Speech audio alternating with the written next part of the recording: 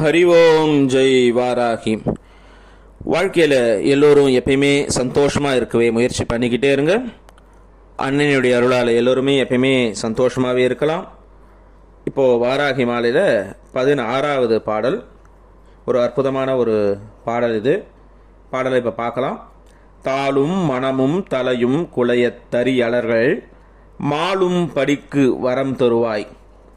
உன்னை வாழ்த்தும் அன்பர் கோலும் பகையும் குறியார்கள் வெற்றி குறித்த சங்கும் வாளும் கடகமும் சூலமும் ஏந்தி வரும் துணையே. இது அந்த பாட்டு. இதனுடைய அர்த்தத்தை பார்க்கலாம். தரியலர்கள் அதாவது எதிரிகள். தாளும் மனமும் தலையும் குலைய, அதாவது தாள் அப்படின்றது கால் நடக்கிற சக்தியை இழந்துடணும், மனசு சிந்திக்கக்கூடிய சக்தி இழந்துடணும். தலை, அதாவது தலையில் ஐம்பொறிகள் இருக்கு இல்லையா, நம்ம முகத்தில் தலையில் அந்த ஐம்பொறிகளுடைய சக்திகளும் அது இழந்துடணும். மாலும் படிக்கு அவங்கெல்லாம் சீக்கிரம் உயிர் துறக்கணும். வரம் தருவாய், வரங்களை கொடுமா. உன்னை வாழ்த்தும் அன்பர் கோலும் பகையும் குறியார்கள். ஏன்னா உன்னை எப்பயுமே நினச்சி பூஜை பண்ணிகிட்டு இருக்கார்கள் இல்லையா அந்த அடியார்கள், அவங்க இல்லைன்னா கிரகங்களாலேயும் மீதி பகைவங்களாலேயும் எதிரிகளால் ஏற்படுற கஷ்டங்களை மனசில் எப்பயுமே குறித்து வச்சுக்க மாட்டாங்களாம். அதாவது அன்னையை யார் யாரெல்லாம் நம்ம பூஜை பண்ணிக்கிட்டு இருக்கோமோ அவங்க எல்லாரும் என்னென்னா, நம்மளுக்கு யாராவது துக்கம் பண்ணுறாங்கன்னா அது மனசில் வச்சுக்காம எல்லாம் அம்பாள் பார்த்துப்பா, எல்லாம் வாராகி பார்த்துப்பா அப்படின்ட்டு ஒரு எண்ணத்தோடு நம்ம எல்லாமே போய்கிட்டு இருப்போமா அன்னையை உபாசனை பண்ணுறவங்க எல்லாரும். அதனால் அவங்க யாரும் அதை மனசில் வச்சுக்க மாட்டாங்க, குறித்து வச்சுக்க மாட்டாங்க.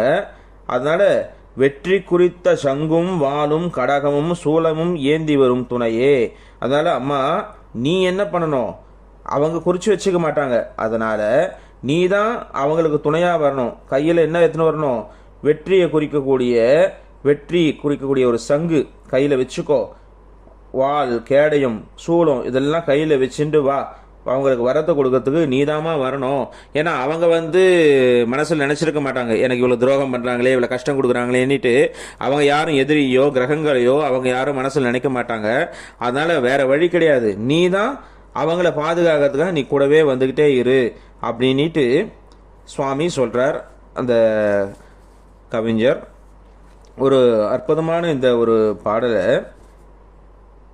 என்னன்னா, வாராகி தாளும் மனமும் தலையும் குலைய தரியலர்கள் மாலும் படிக்கு அப்படின்ன போது அம்பாளுடைய மூலமந்திரம் இருக்கு இல்லையா, வாராகியுடைய மூலமந்திரம் அதில் வரும் பாருங்க. சர்வதுஷ்டானாம் சர்வேஷாம் சர்வ வாக் சித்த சக்ஷுர்முக கதி ஜிக்வா ஸ்தம்பனம் குருன்னு வரும். இங்கே வாராகியுடைய மூலமந்திரத்தை நம்ம எடுத்து பார்த்தோம்னா அதில் தெரியும். அதை பார்த்தோம்னா என்ன அர்த்தம், சர்வேஷாம் சித்த, இங்கே பார்த்தா மனம் வந்துடுதுங்களா, சக்ஷுர் முக தலை வந்துடுதா, கதி கால் வந்துடுதா, ஜிக்வா ஸ்தம்பனம் குரு அதாவது அவங்களுடைய வாக்க ஸ்தம்பிக்கவை அப்படின்னு மூலமந்திரத்தில் வருது. அப்போது அன்னையுடைய மூலமந்திரத்துக்கு ஈக்குவலான ஒரு பாடல் இந்த பாடல். இந்த பாட்டை வாழ்க்கையில் எல்லாரும் பயன்படுத்தணும் நம்ம எல்லாருமே. இன்னொன்று இதில் துணை, அம்பாவை நம்ம துணைக்கு கூப்பிட்றா. துணைன்ன போதே நம்ம எல்லாமே என்ன அர்த்தம்னா, சாக்ஷாத் அந்த அம்பாள் குருஸ்வரூபமாக தான் நம்ம கிட்ட வருவாளாம். இன்னொன்று இந்த வாராகி மாலை அப்படிங்கிற புஸ்தகத்தையும் நம்மளுடைய அன்னையுடைய ஒரு சன்னதியில் வச்சு நம்ம படித்தோம்னா ரொம்ப விசேஷம். இன்னொன்று அன்னையுடைய மூலமந்திரங்களை நம்ம நெட்டில் ரெஃபரன்ஸுக்காக நம்ம எடுத்துக்கலாமே தவிர அதை ஜபம் பண்ணும்போது ஒரு குரு முகமாக இருந்து ஒரு குரு மூலமாக ஒரு உபதேசமாக நம்ம ஜபம் பண்ணும்போது தான் அது சித்திக்கும். அதுதான் இங்கே சொல்கிறாங்க, துணையாக இருந்து அம்பாள் நம்மளுக்கு பண்ண ஒரு குரு மூலமாக இது நடக்கணும். குரு கிட்ட யாரெல்லாம் சரணடைகிறோமோ, அதாவது மற்றவங்க அதை பற்றி யோசிக்காமல் நம்மளுடைய சாதனையில் குரு என்ன சொல்கிறாரோ அதை தவிர வேறு எதுவுமே நம்மளுக்கு கிடையாது வாழ்க்கையில் அப்படின்ட்டு இருக்கவங்களுக்கு அவங்களுடைய துன்பத்தை அது குரு பார்த்துப்பாலாம், குரு ரூபத்தில் அன்னை பார்த்துப்பாலாம் அப்படின்ட்டு இவர் சூக்ஷ்மமாக இதை சொல்கிறார். அதாவது அன்னை வேறோ குரு வேற கிடையாது அப்படிங்கிற ஒரு பாவத்தில் இருந்து அன்னையுடைய மூல மந்திரத்தை ஒரு குரு மூலமாக இருந்து நம்ம வாங்கிக்கணும். ஏன்னா ஆன்லைனில் பார்த்தோ இல்லை புஸ்தகங்களை பார்த்தோ படித்து ஒரு பிரயோஜனம் கிடையாது. அதனால் அது ஒரு குரு ரூபமாக இருந்து இதை வாங்கிக்கிட்டு இந்த அன்னையை நம்ம பூஜை பண்ணும் போது இந்த விஷயங்கள்லாம் நம்ம கூடவே இருந்து நம்மளே கேட்கலைன்னா கூட பரவாயில்லை. அதாவது அம்மா எனக்கு இந்த கஷ்டம் இருக்குன்னு நம்ம கேட்கலைன்னா கூட அவளே முன் வந்து நம்மளுடைய கஷ்டங்களை தீர்த்து வைப்பா. எப்படி குரு ரூபமாக இருந்து தீர்த்து வைப்பேன். ஏன்னா குரு இது மெயினாக இதில் வந்து குருவை ரொம்ப வசதியாக சொல்கிறார்.